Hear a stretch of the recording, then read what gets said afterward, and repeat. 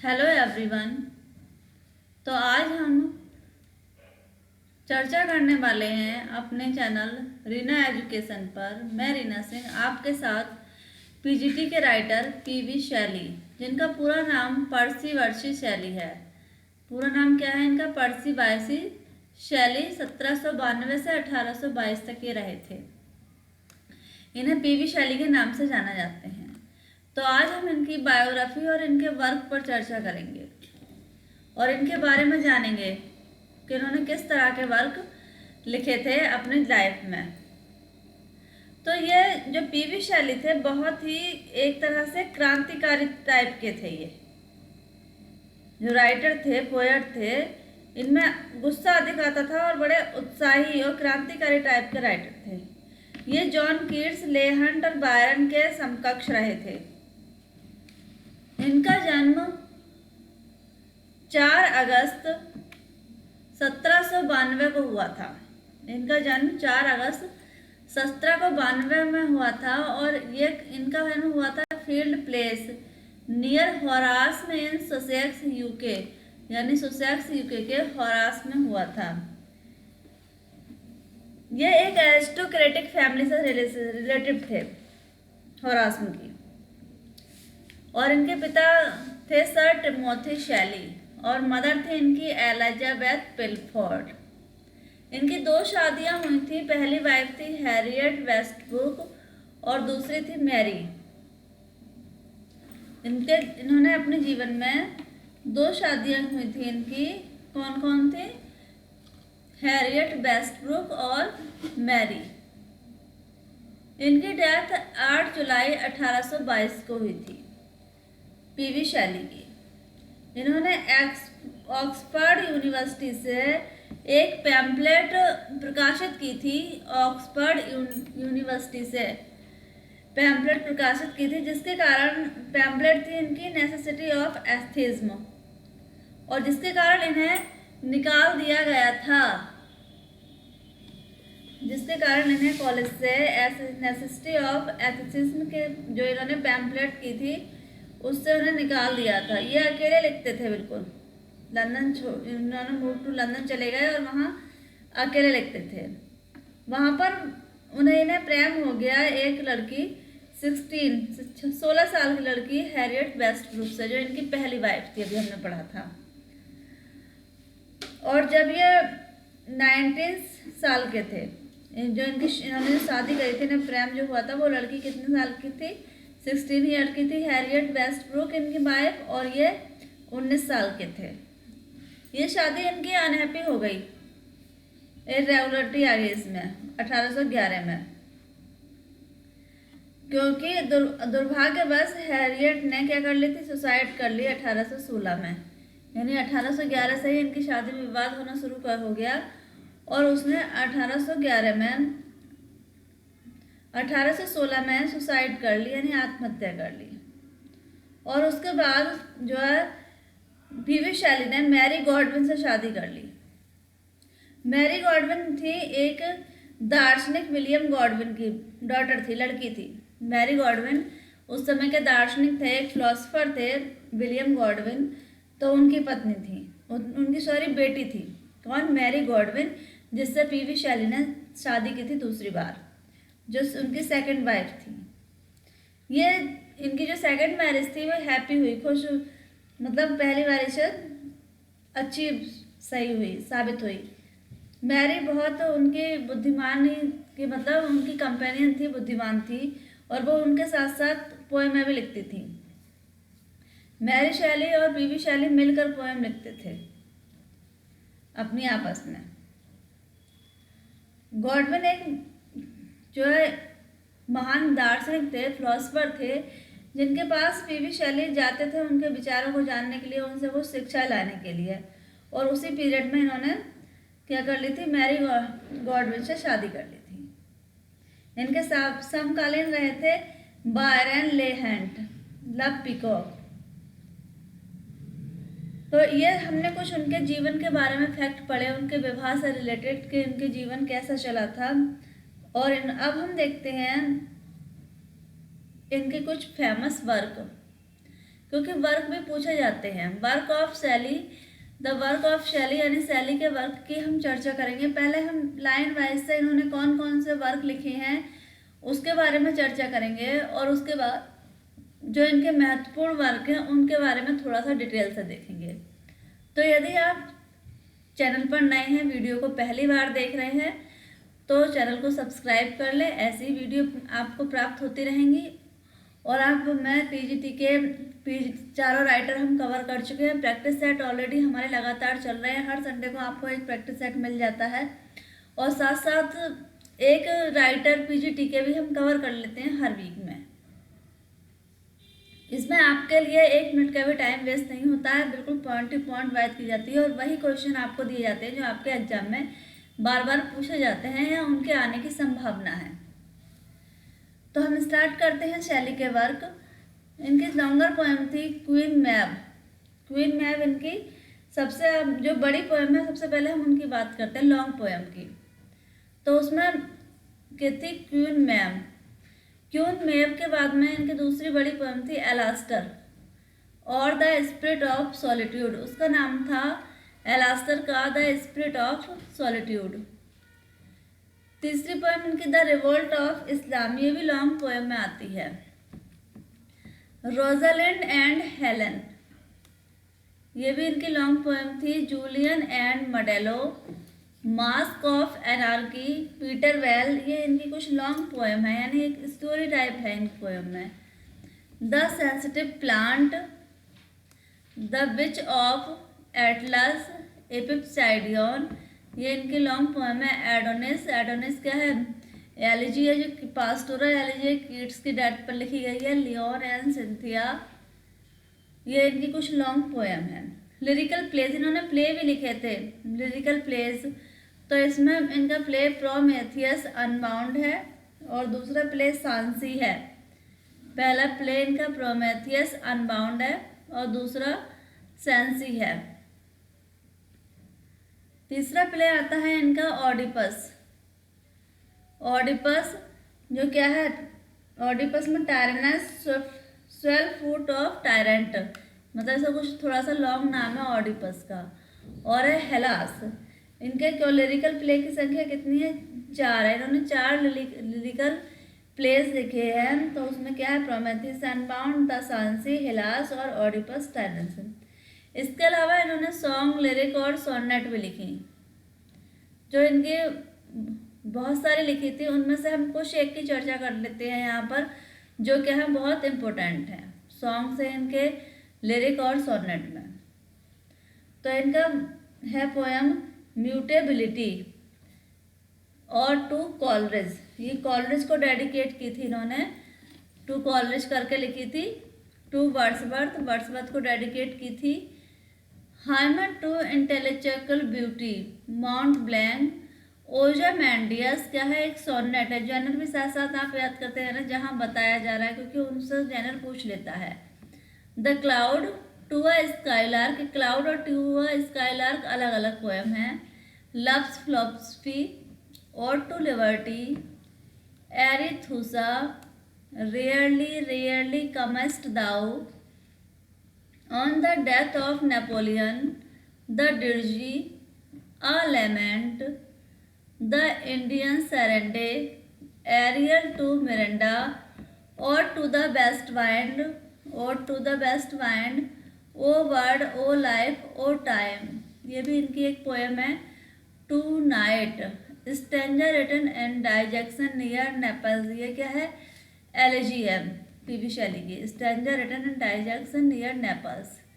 फिर इनने कुछ क्रिटिकल वर्क लिखे थे, प्रोज वर्क लिखे थे क्रिटिकल, तो जिसमें defence of poetry on the necessity of atheism. इन्होंने 2 क्रिटिकल प्रोज वर्क लिखे, एक था डिफेंस ऑफ पोएट्री, दूसरा on the necessity of atheism. 2 work इन्होंने क्रिटिकल प्रोज, क्योंकि जो हमारे वर्क कम लिखे जाते हैं पोएट के या किसी राइटर के, उनमें से क्वेश्चन जरूर पूछा जा सकता है। पूछा जा सकता है कि डिफेंस ऑफ पोएट्री या on the necessity of atheism किसने लिखा है, किसका वर्क है ये? तो ये वर्क है पीवी शैली का, जिनका जन्म 4 अगस्त 1792 को हुआ था। ये रोमांटिक पीरियड के राइटर है, पोएट है और समकालीन है ये विलियम वर्ड्सवर्थ के, जॉन कीट्स के और पीवी शैली। अगली बार वीडियो में हम कुछ पढ़ेंगे चार्ल्स लैम्ब के बारे में। तो इनका और मैंने ये इनका सारा वर्क, इनकी लाइनें पॉपुलर और क्रिटिक्स ने इन्हें क्या बोला है, क्या वर्क इनके ऊपर लिखा है, यानी पीवी शैली के बारे में जितना भी मेथड है मैंने प्रयास किया है कि मैं आपको सारा एक ही वीडियो में अवेलेबल करा दूं, उपलब्ध करा दूं। इसलिए वीडियो को अंत तक बिल्कुल पूरा देखें। ये वीडियो आपके लिए बहुत यूज़फुल होने वाली है। आपको पीवी शैली के बारे में सारा कुछ लर्न होने वाला है। तो इनकी पहली पोएम आती है द मास्क ऑफ एनार्की, जो लिखी गई थी 1819 में, पब्लिश्ड हुई थी 1832 में। और ये शैली की एक पॉलिटिकल पोएम है। शैली की पॉलिटिकल पोएम यानी राजनीतिक पोएम है मास्क ऑफ एनार्की।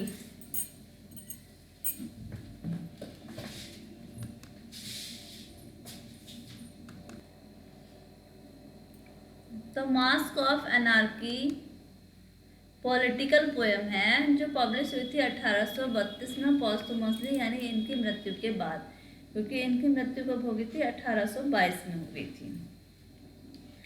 और इसमें इन्होंने जो पीटरलू मैस्केयर, मैनचेस्टर इन 1819, मैनचेस्टर में जो पीटरलू मैस्केयर हुआ था उसके बारे में दिया है। किसने? पीवी शैली ने।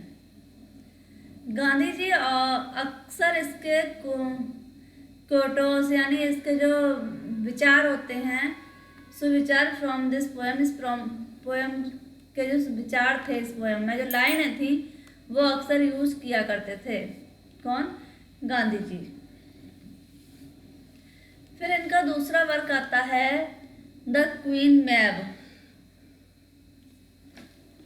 क्वीन मैब एक फिलोसफर, इसका थोड़ा सा बड़ा नाम है क्वीन मैब का, a philosophical from with fairies notes, philosophical poem with fairy note, इसका पूरा नाम है क्वीन मैब का।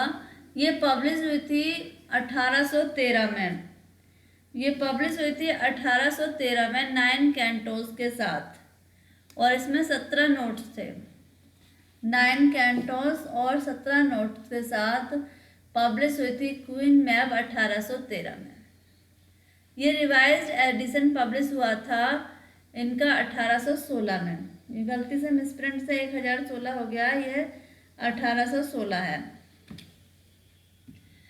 जिसका दूसरा नाम था the day man of the world, यानी जो क्वीन मैब थी ये सबसे पहले पब्लिश हुई थी 1813 में, लेकिन दोबारा से रिवर्स होकर पब्लिश हुई थी 1816 में, और इसका टाइटल भी चेंज हो गया था तो the day man of the world, इस नाम से ये पब्लिश हुई थी पोएम क्वीन मैब। क्वीन मैब जो है इसमें एक कहानी टाइप की है, परियों की कहानी का यूज़ किया है शैली ने, जिसमें क्वीन मैब एक क्या है, परी है, और इसमें प्रेजेंट करता है कि वो उटोपिया यानी एक काल्पनिक अच्छी प्लीजेंट खुशनुमा धरती, कहाँ धरती पर, और ये क्या करती है, जिसमें जो फेरी होती है, जो क्वीन मैब होती है, वो वहाँ पर आती है जहाँ लेंथे सो रहा होता है, और वो उसकी लेंथे की आत्मा क्या होती है निकाल कर ले जाती है, और वो लेंथे के ड्रीम में आती है, सपने में आती है। तो ये पोएम में जो दिखाया गया है, दर्शाया गया है कि जो डेथ है वो फियरफुल, डरावनी नहीं है। यह इसमें संभावना दिखाई है फ्यूचर के परफेक्शन की। किसमें? द क्वीन मैब में। और इसमें फ्यूचर में सेलिब्रेट किया जा सकता है फ्री लव, एंथेसिज्म, वेजिटेरियनिज्म, इस तरह से दार्शनिकता दिखाई है इस पोएम में। किसमें? क्वीन मैब में। इसके 2-3 पॉइंट हैं इसे याद करने के कि इसका रिवाइज वर्जन कब आया था, 1816 में आया था। किस टाइटल से आया था? The man of the word आया था हु इज क्यून मैब, तो वो कहना इज अ फेरी क्यून, एक परी है वो। कौन? क्यून मैब। नेक्स्ट इनका वर्क आता है एलास्टर। एलास्टर लिखा गया था 1815 में और पब्लिश हुआ था 1816 में। लॉन्ग पोएम है ये, 7,720 लाइन है इसमें एलास्टर में। और ये टाइटल जो सजेस्ट किया गया था ये थॉमस लव पीकॉक द्वारा सजेस्ट किया था पीवी शैली को, जिसका ये एक रोमन वर्ड है एलास्टर, जिसका मतलब होता है एविल जीनियस, यानी बहुत अच्छी बुद्धिमत्ता या अच्छाई, किसका? एलास्टर का। ये क्या है? ये एक ऑटोबायोग्राफी है। अगर इसका जनरल पूछा जाए तो इसमें पोएट की ऑटोबायोग्राफी है, इसमें पर्सनल मूड में दिखाया है और वो जर्नी करता है, यात्रा करता है किसकी? एक आइडियल ब्यूटी की खोज में। जो पोएट है इस पोएम में पीवी शैली हैं, वो अपने आप को अपनी आत्मकथा के रूप में इसे लिखते हैं और यात्रा करते हैं ये किसकी खोज में? ब्यूटी की खोज में। ये पोएम प्रेजेंट करती है वैनिटी ऑफ ह्यूमन एफर्ट्स को। तो वो खोज जो करता है ब्यूटी की, लेकिन वो क्या हो जाती है? उसकी खोज फेल हो जाती है। किसमें? एलास्टर में। 4 इसका वर्क आता है the witch of Atlas. The witch of Atlas क्या है? एक फैंसीफुल पोएम है और जो लिखी गई थी 1820 में। विच ऑफ एटलस 1820 में लिखी गई थी, पब्लिश हुई थी 1824 में पोस्टुमसली इनकी मृत्यु के बाद। इसमें ये क्या है? 78 ओटेवा रिमा स्टेंजा है इसमें। 78 ओटेवा रिमा स्टेंजा, आप समझ रहे होंगे ओटेवा क्या होता है? 8 लाइन स्टेंजा। तो कितने स्टेंजा है? 78 ओटेवा रिमा स्टेंजा है। किसमें? द विच ऑफ एटलस में। फिर इनका नेक्स्ट वर्ड आता है the triumph of life. Triumph of life compose हुई थी 1822 में। कंपोज हुई थी 1822 में और पब्लिश हुई थी 1824 में।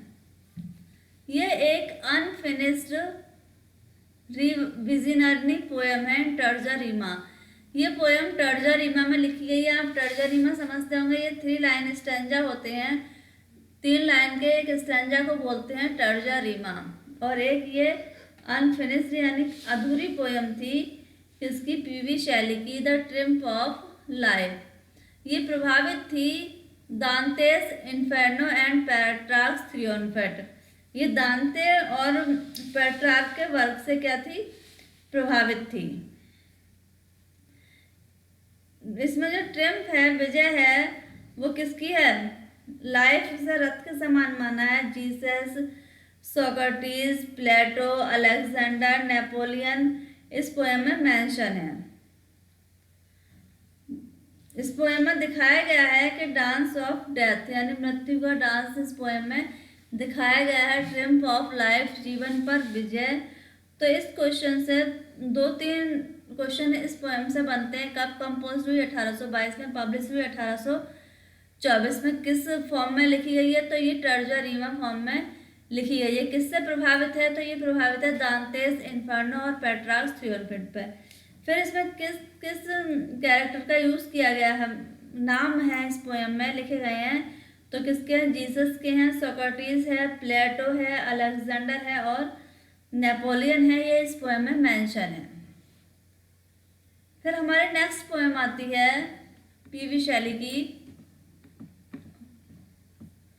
Odd to the west wind. Ode to the west wind ये फेमस ओड है। किसकी है? पीवी शैली की है। ये 5 सेक्शन है इसमें और ये भी टर्जा रीमा में लिखी गई है। Ode to the west wind लिखी गई थी 1819 में और ऑटोमन में लिखी गई थी, पश्चिम में लिखी गई थी। पब्लिश हुई थी 1820 में।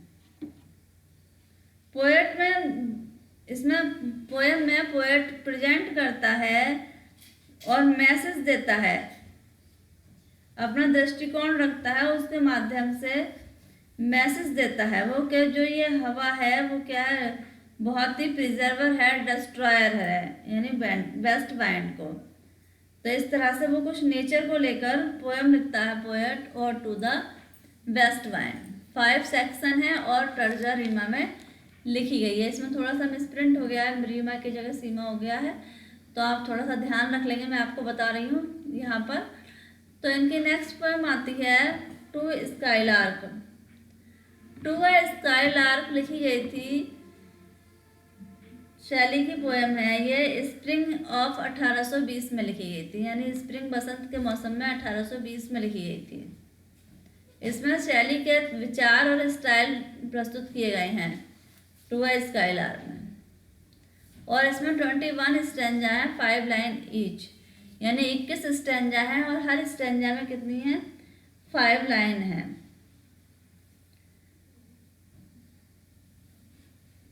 और इसमें कुछ फर्स्ट जो पहली 4 लाइनें हैं वो इसमें ट्रार्चियाक ट्राईमीटर में है। स्टार्टिंग की 4 लाइन्स का जो स्टैंजा है, जो स्टैंजा में स्टार्टिंग की 4 लाइन है, मतलब लास्ट लाइन को छोड़कर, वो किस में है, ट्रार्चियाक ट्राईमीटर में है। और जो बाद की एक लाइन बचती है 5th लाइन, वो अलेक्जेंड्राइन यानी आयम्बिक हेक्सामीटर में है। और राइम स्कीम होती है उसकी ABA-BB। मैं आपको साथ साथ बताती जा रही हूँ, इसमें मैंने नोट नहीं कराया, आप थोड़ा सा ध्यान रखेंगे। और मेरे बोलते टाइम आप लिख भी सकते हैं, मैं रिपीट कर देती हूँ दोबारा से कि ये लाइन में कितने 5 स्टैंजा हैं। 5 स्टैंजा में 4 जो स्टैंजा हैं वो ट्रार्चियाक ट्राईमीटर में लिखे गए हैं। जो 4 लाइन है हर स्टैंजा की, वो ट्रार्चियाक ट्राईमीटर में लिखी गई है। और जो लास्ट की 5 लाइन बचती है वो अलेक्जेंड्राइन में लिखी गई है, यानी आयम्बिक हेक्सामीटर में लिखी गई है। इसमें शैली एड्रेस करते हैं स्काईलार्क को, जिसे क्या बोलते हैं, अद्वितीय ज्वायवाम, मतलब खुशी का प्रतीक मानते हैं स्काईलार्क को पीवी शैली। फिर इनकी अगला वर्क आता है द इंडियन सेरेंडे। द इंडियन सेरेंडे इनका 8 वर्क आता है, इंडियन सेरेंडे। ये पीवी शैली की शॉर्ट लिरिक पोएम है, 3 स्टैंजा की। इस पोएम में 3 स्टैंजा हैं और ये लिखी थी उन्होंने मिसेस सोफिया स्टेसी के लिए। सोफिया स्टेसी कौन थी? सोफिया स्टेसी उनके साथ काम करती थी और एक वो क्या थी, सिंगर थी, जो सोफिया स्टेसी थी।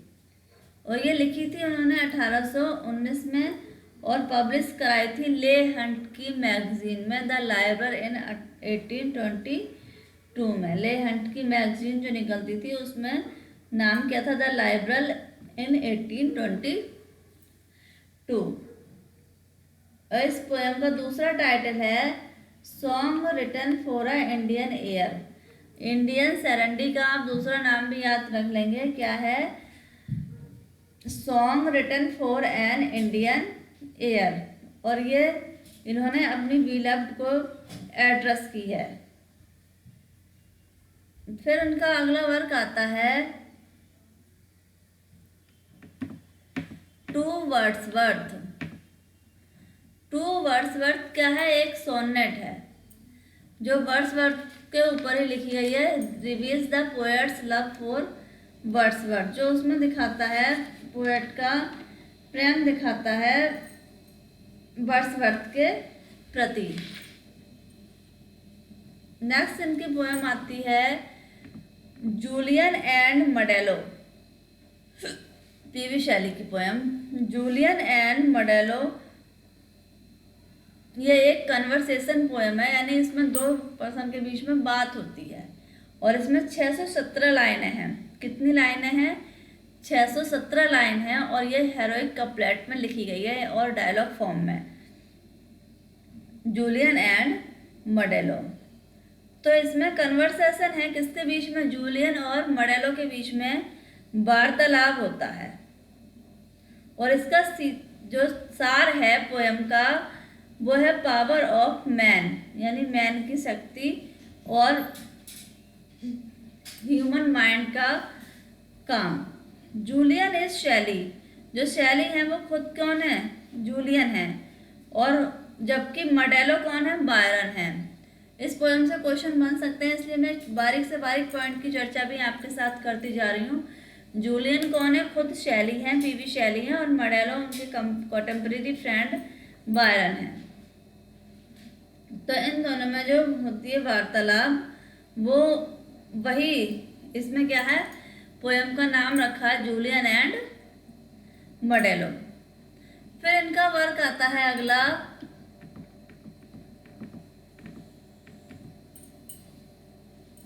The revolt of Islam. The revolt of Islam compose हुआ था इन 1817 में। रिवोल्ट ऑफ इस्लाम 1817 में कंपोज हुआ था, पब्लिश हुआ था 1818 में। इसमें 12 कैंटोज हैं। रिवोल्ट ऑफ इस्लाम में 12 कैंटोज हैं और ये स्पेंसरियन स्टेंजा में लिखी गई है पोएम, और ये डेडिकेट की है मैरी शेली को। पीवी शेली ने डेडिकेट की है मैरी शेली को, और ये ओरिजिनली पब्लिश्ड हुई थी किस टाइटल के साथ? लियोन एंड सिंथिया के साथ। यह रिवॉल्यूशन ऑफ द, दूसरा नाम था इसका revolution of the golden city, a vision of the 19th century, यानी डेडिकेट मैरी शेली को की थी, स्पेंसरियन स्टेंजा में लिखी गई थी। और इसका दूसरा जो मतलब पब्लिश हुई थी जो ओरिजिनल नाम से लियोन एंड सिंथिया और the revolution of the golden city, vision of the 19th century, ये इसका पूरा नाम था। किसका? रिवोल्ट ऑफ इस्लाम का। फिर नेक्स्ट हमारा वर्क आता है इनका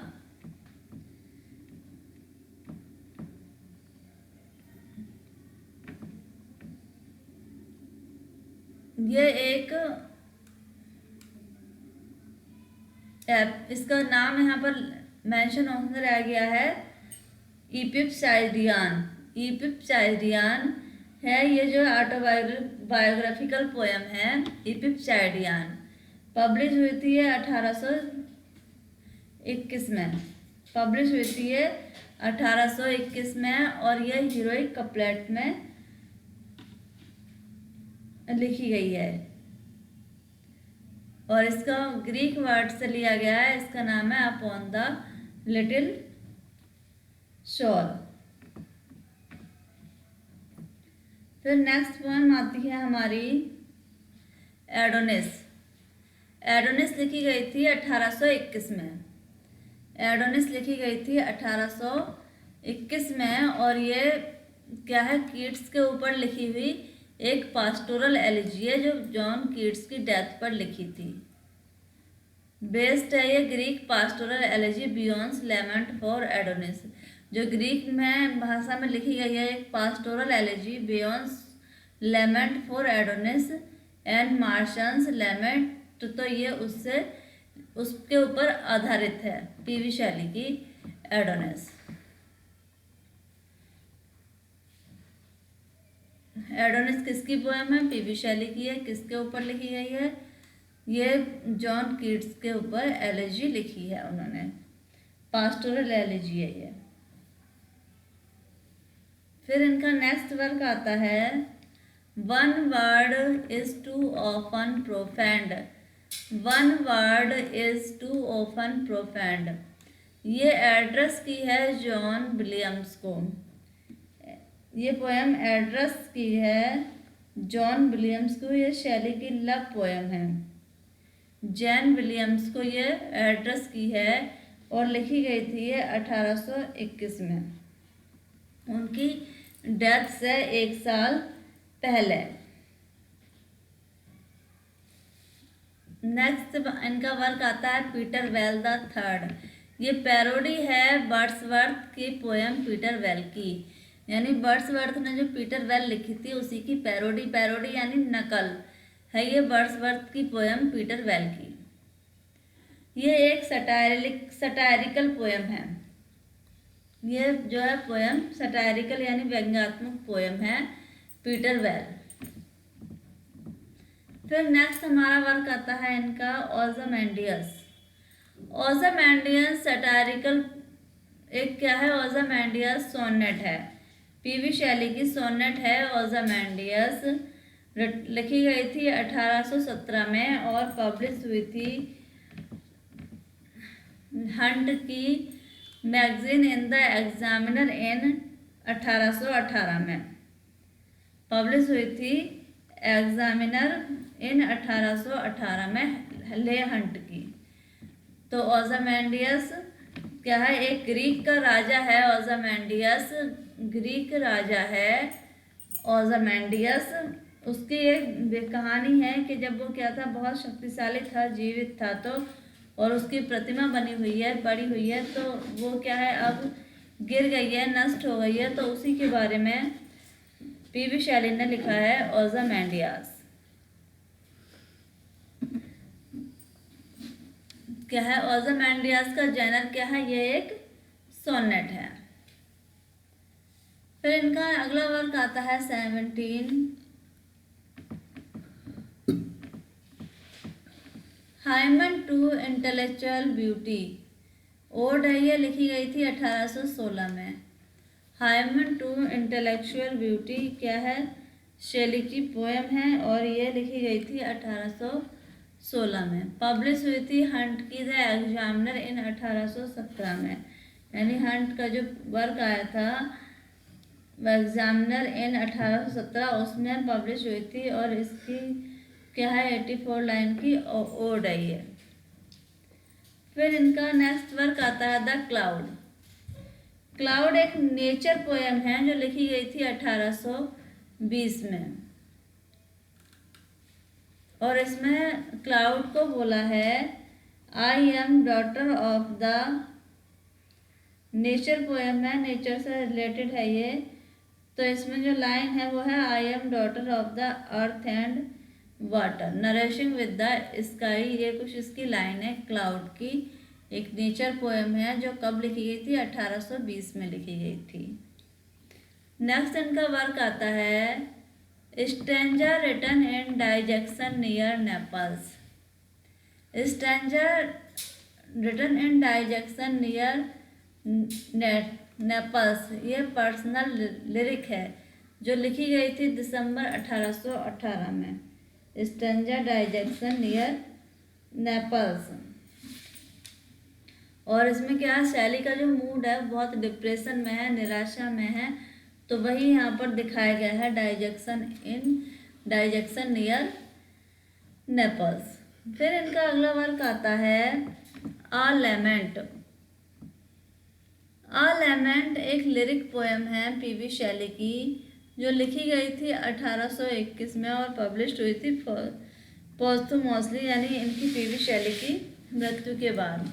it is full of melancholy and self pity. ये उदासी और उबाऊ से भरी हुई है और इसमें जीवन के एक ब्लैंक पेज का वर्णन किया गया है। तो ये नेक्स्ट इनका वर्क आता है लव्स फिलोसफी। लव्स फिलोसफी क्या है, लिरिक है, पीवी शैली की लिरिक है लव्स फिलोसफी। यह इन्होंने लिखी थी लेडी मिस सोफिया स्टेसी के लिए। लव फिलोसफी लिरिक है जो लिखी थी इन्होंने सोफिया स्टेसी के लिए। ये कॉस्मिक फिलोसफी है और ये क्या पोएम में म्यूजिकल है। हमने लिरिक पढ़ा है तो लिरिक के बारे में बताया कि लिरिक में क्या होता है, म्यूजिक भी होता है।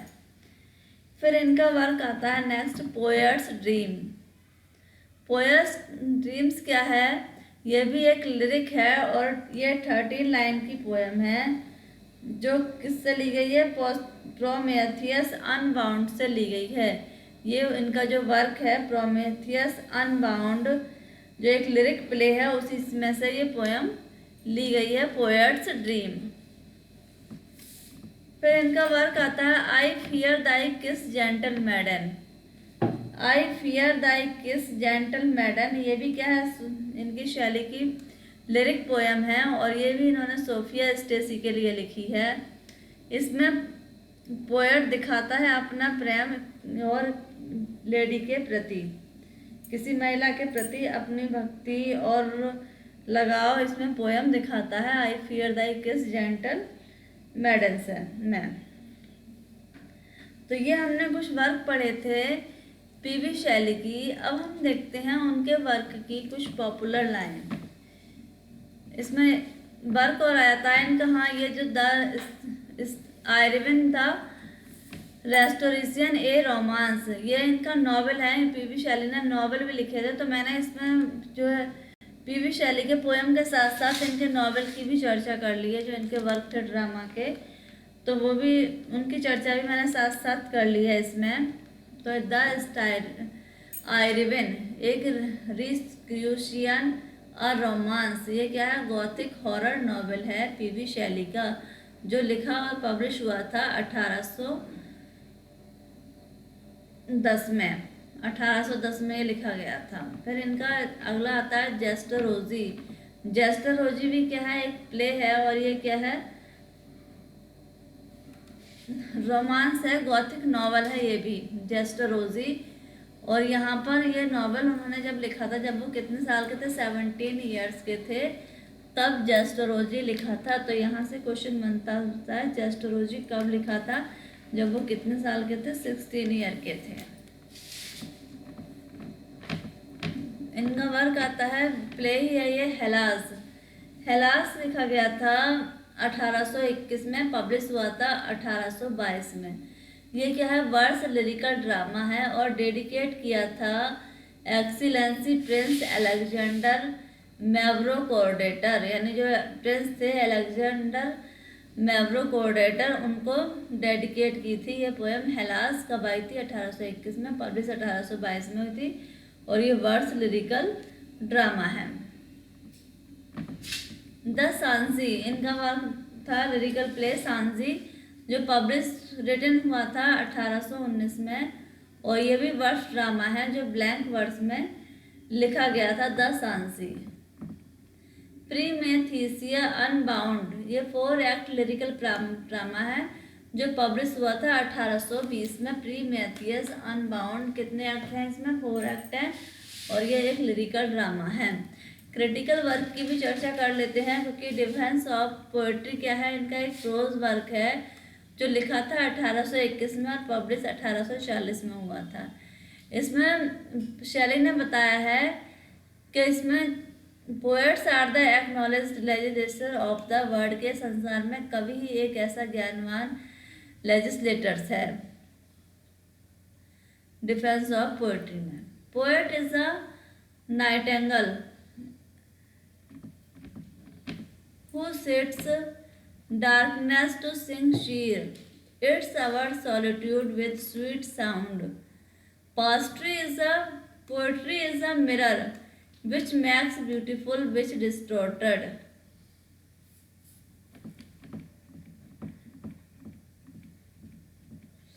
तो ये उसके कुछ लाइन थी वर्क की। अब हम देखते हैं पीवी शैली की पर्सिवाइसी शैली, 1792 से 1822 तक रहे थे, उनकी कुछ पॉपुलर लाइन। तो पहली लाइन है इनकी, what is all this sweet work worth, what is all this sweet work worth if thou kiss not मी। ये क्या है, लव फिलोसफी, इनका जो वर्क है उससे ली गई है ये लाइन है। फिर इनकी सेकंड लाइन आती है, peace peace, he is not dead, he doth not sleep, he hath awakened from the dream of life। ये लाइन ली गई है एडोनिस से, जो उन्होंने पास्टोरल एलिजी लिखी थी जॉन कीट्स के ऊपर, उससे ये ली गई है लाइन। कौन सी, peace peace, he is not dead, he doth not sleep. फिर इनकी अगली लाइन आती है, my soul is an enchanted boat, my shawl is an enchanted boat which like a sleeping swan doth float, which like a sleeping swan doth float।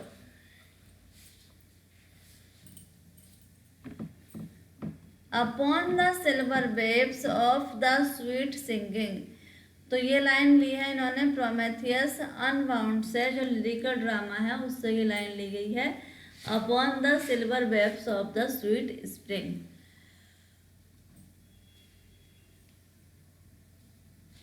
इनकी next line आती है, we look before and after and pine for what is not our sincerest laughter. When some pen is fraught, our sweetest song are those that tell of saddest thought. Tell of saddest thought ये line है to a skylark की। When some pen is fraught, our sweetest songs are those, क्या है, to a skylark की। फिर अगली line आती है, nor fame nor power nor love nor leisure other I see whom these surround. Smiling they live and call life pleasure. To me that cup has been dealt in another measure. ये line है PV Shelley के ही stanzas written dejection near Naples की। फिर इनकी next line आती है, O world O life O time on whose large steps I climb. ये क्या है, लेमेंट की लाइन है, O world O life O time out of the day and night a joy has taken flight fresh spring summer and winter hoar move my faint heart. तो ये line भी किसकी है, लेमेंट की है, PV Shelley के। Oh, lift me as a wave, a leaf, a cloud. I fall upon the thorns of life I bleed. ये line है और टू द वेस्ट बाइंड की। ये लाइन है वेस्ट बाइंड की, याद रख लें, thorns of life left me as a wave a cloud. Cloud देख के क्लाउड की लाइन मत लगा देना, ये लाइन है और टू द वेस्ट बाइंड की। नेक्स्ट फिर अगली लाइन आती है इनके वर्क की, O wind if winter comes can spring be far behind. और टू द बेस्ट वाइंड की लाइन है ये, O wind if winter comes can spring be far behind. फिर इनकी अगली लाइन आती है, O lift me from the grass I die I faint I fail. ये लाइन किसकी है, इंडियन सेरेंडा की है, सेरेनेट की है। O lift me from the grass I die I faint I fail. अगली लाइन आती है इनकी, the one remains the many change and pass. The one remains the many change and pass, ये लाइन है एडोनिस की। फिर इनकी बहुत महत्वपूर्ण लाइन आती है, I am the daughter of earth and water. किसकी लाइन है ये, क्लाउड की लाइन है, द क्लाउड है पोएम इनकी, उसकी लाइन है, I am the daughter of earth and water. अगली लाइन आती है इनकी, poetry is indeed something divine. Poetry is indeed something divine, it is at once the centre circumference of knowledge. ये line किसने बोली है, पीवी शैली ने बोली है। ये पोएट्री के बारे में बोली है इन्होंने कुछ लाइनें, जैसे विलियम वर्ड्सवर्थ ने बोली है, सेम ऐसे पीवी शैली ने भी बोली है। तो पोएट्री के लिए क्या बोली है, poetry is indeed something divine, PV Shelley की लाइन है। इनके नीचे दूसरी लाइन है पोएट्री के बारे में, poetry is that form which all spring that which adorns all. Poetry is that form which all spring। ये भी किसकी लाइन है, पीवी शैली की लाइन है।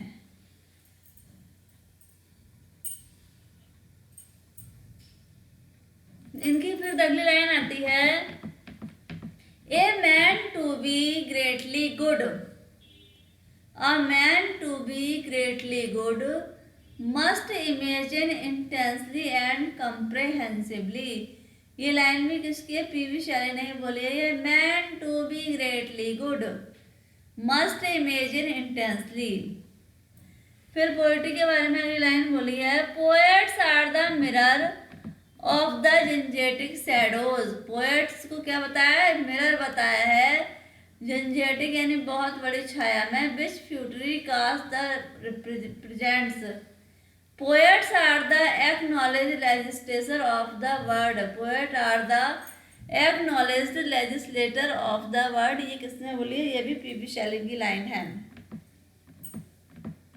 फिर पोएट्री के बारे में पीवी शैली ने बोला है, poetry is the record of the best and happiest moment of the happiest the best mind. तो poetry is the record is the best happiest moment. ये भी किसकी लाइन है? पीवी शैली की लाइन है। फिर उन्होंने अगली लाइन बोली है, a poet is a Nightingale. Poet को क्या बताया? नाइटेंगल बनाया है, बताया, who sits in darkness and sings to cheer its own solitude with sweet sound। किसने बोला है? पीवी शैली ने बोला है पोएट्री के लिए। Poetry redeems from decay the visioners to dignity of man। तो ये भी लाइन किसकी है? पीवी शैली की है, पोएट्री रेडिज्म की। A poet participate in the eternal, indefinite and that one। ये लाइन भी किसकी है? पीवी शैली की है। Poet participates in the eternal, the infinite and that one। किसकी लाइन है? ये पीवी शैली की लाइन है। फिर इनके ऊपर कुछ क्रिटिकल वर्क लिखे गए, कुछ राइटर ने उन्हें क्रिटिसाइज किया।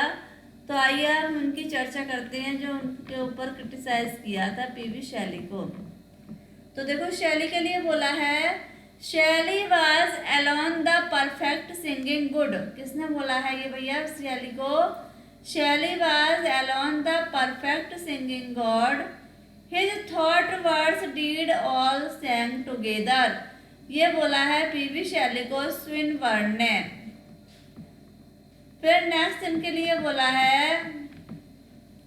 आई have dipped my pen, I have dipped my pen in consuming fire for his destroys.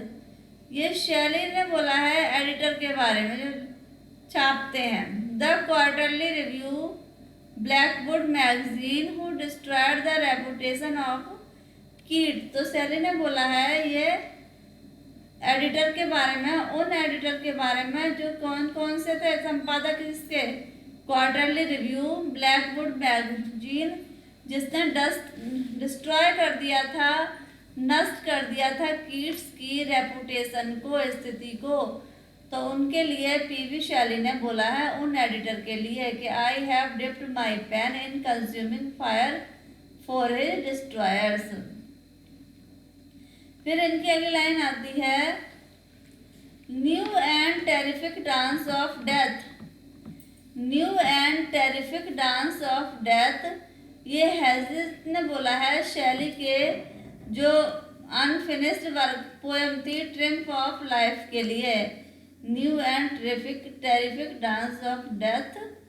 शैली हैजिट ने बोला है शैली के वर्क ट्रिम्फ ऑफ लाइफ, जो क्या है एक अनफिनिश्ड पोएम है, उसके ऊपर।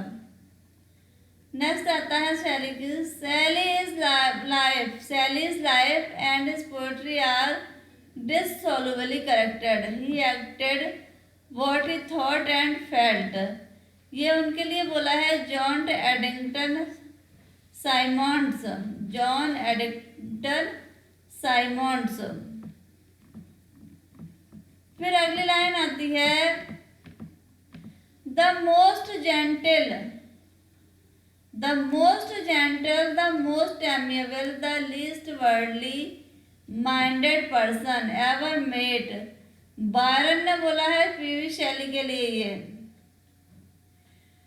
अगला वर्क आता है, Shelley is beautiful and ineffectual angel beating in the void his luminous wings in van.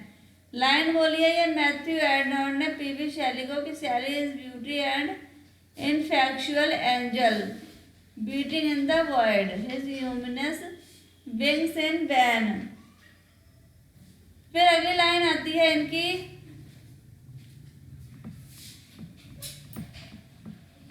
Ideas of Shelley seem to me always to be ideas of adolescence, as there is every reason why they should be. T.S. Eliot ने बोला है PV Shelley के लिए क्या, ideas of शैली। फिर अगली line आती है, cast Coleridge at once aside as sickly and useless and Shelley as shallow and verbose. तो ये शैली और किड्स कॉलरेज के बारे में, दोनों के बारे में आ गया। ये किसने बोला है, जॉन रस्किन ने बोला है। Cast carriage Coleridge career at once aside as sickly and useless. फिर अगली लाइन आती है, Wordsworth found and Shelley lost himself in nature. ये लॉन्ग ने बोला है, डब्ल्यू.जे. लॉन्ग ने क्या बोला है, Wordsworth found and Shelley lost himself in nature. Shelley exhaled words as a flower exhales fragrance. ये बोला है कॉम्पटन रिकेट ने पीवी शैली के लिए। क्या बोला है, Shelley exhaled words as a flower exhales fragrance.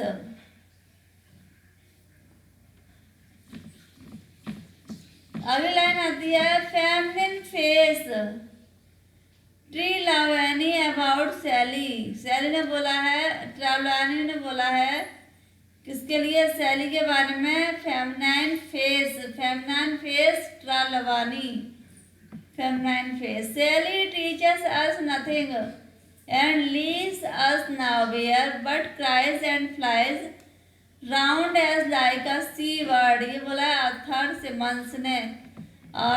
Simmons ने बोला है ये लाइन। Infactual is the falsest word. Infactual is the falsest word for Sally. ये बोला है लाइन क्यूलर क्वेश्चन है पीवी शैली के लिए। Infactual is the falsest word. अगली लाइन आती है, Sally is Iricism is incomparable. ये लाइन बोली है कैज़मियन ने। Sally is Iricism is comparable. फिर 15 लाइन आती है, sorrow becomes more beautiful than beauty itself. AC Bradley की लाइन है ये। क्या बोला उन्होंने, sorrow becomes more beautiful than beauty itself. AC Bradley की लाइन है। फिर नई लाइन आती है, a poet of desire Sir Walter Raleigh की लाइन है शैली के बारे में, अ पोएट ऑफ डिजायर। फिर अगली लाइन आती है, N inspired profit of free thought. N inspired profit of free thought किसकी लाइन है, विलियम गॉडविन की लाइन है। किसके बारे में, पीवी शैली के बारे में। फिर अगली लाइन आती है, the most gentle the most amiable and least worldly minded person. किसने बोली है, ये बायरन ने बोली है शैली के बारे में। The most gentle the most amiable किसने बोला है, बायरन ने बोला है शैली के बारे में। अगली लाइन आती है इनकी, आवर मोस्ट मेरावल्स लिरिस्ट। हार्डी ने बोला है शैली के बारे में क्या, आवर मोस्ट मार्वेलस लिरिस्ट। किसने बोला है, थॉमस हार्डी ने पीवी शैली के बारे में। तो फ्रेंड, हमने ये अब तक पढ़े कुछ पीवी शैली के वर्क, उनकी बायोग्राफी और उनके कुछ फेमस वर्कों को थोड़ा सा डिटेल में हमने चर्चा की और उनके बारे में क्रिटिक्स ने क्या क्या कहा। तो आई होप आपने वीडियो को पूरा देखा होगा और आपको समझ में भी आ गया होगा। और हमने बिना टाइम खराब किए पीवी शैली को एक ही वीडियो में पूरा कवर कर दिया है। आपको बार बार पीवी शैली के बारे में कहीं भटकने की आवश्यकता नहीं पड़ेगी। इतने ही पॉइंट्स पूछे जाते हैं पीवी शैली के वर्क से, क्योंकि एग्जाम का सिलेबस काफ़ी ब्रॉड है, बड़ा है, तो ज़रूरी नहीं कि हर जगह से बहुत कुछ आ जाए। तो जिस तरह का उनका वर्क होता है वहीं से क्वेश्चन आते हैं। तो आप इसी तरह की वीडियो के लिए बने रहें चैनल पर। चैनल को ज़्यादा से ज़्यादा शेयर करें और सब्सक्राइब करें। मिलते हैं अपने next writer author Charles Lamb जो रोमांटिक एज के राइटर थे, उनके साथ उनकी ऑटोबायोग्राफी वर्क और उनके फेमस वर्क कुछ डिटेल में लेकर। तो बने रहें चैनल पर, तब तक धन्यवाद।